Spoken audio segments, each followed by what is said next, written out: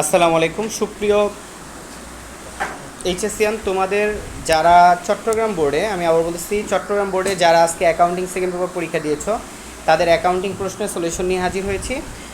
আমি আবার বলতেছি এটা হচ্ছে চিটাগাং বোর্ড আরটিএইচের পক্ষ থেকে। আজকে আমরা এখন চিটাগাং বোর্ডের এমসিকিউ সলভ করব। যারা যারা চ্যানেলটি প্রথমে এসেছো তারা অবশ্যই চ্যানেলটিকে সাবস্ক্রাইব করে পাশে থাকা বেল আইকনটি বাজিয়ে দাও। তো ফার্স্টে আসছে আইওপি এর পুনরূপ কী? তো তোমরা দেখতেছো ইনিশিয়াল পাবলিক অফারিং। আচ্ছা, আমি শর্টকাট বলি, হ্যাঁ, একের এত, দুইয়ের এত, এরকম। দুইয়ের হচ্ছে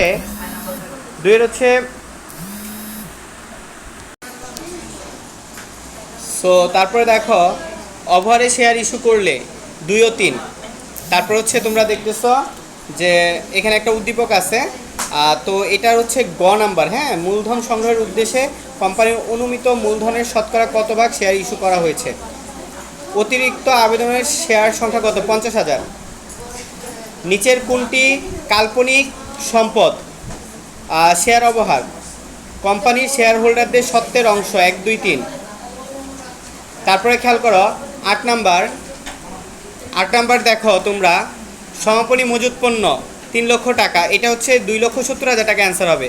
9-এর হচ্ছে 3, 10-এর হচ্ছে 1, 11-এর হচ্ছে 4, 12-এর হচ্ছে 4, 13-এর হচ্ছে দেখো তোমরা 13-এর হচ্ছে 2, 14-এর 2, 15-এর হচ্ছে 3, 16-এর 1, 17-এর হচ্ছে 4, 18-এর হচ্ছে 1, 18-এর 1, 19-এর হচ্ছে 4, 20-এর 1, 22-এর হচ্ছে 1, 21-এর 1, 22-এর 3, 23-এর হচ্ছে 3, 2, 24-এর 2, 25-এর 2, 26-এর 2, 27-এর 27-এর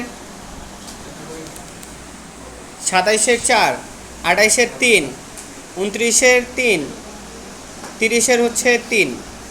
আশা করি চিটাগাং বোর্ডের প্রশ্নটি তোমরা বুঝতে পেরেছো। আল্লাহ হাফেজ।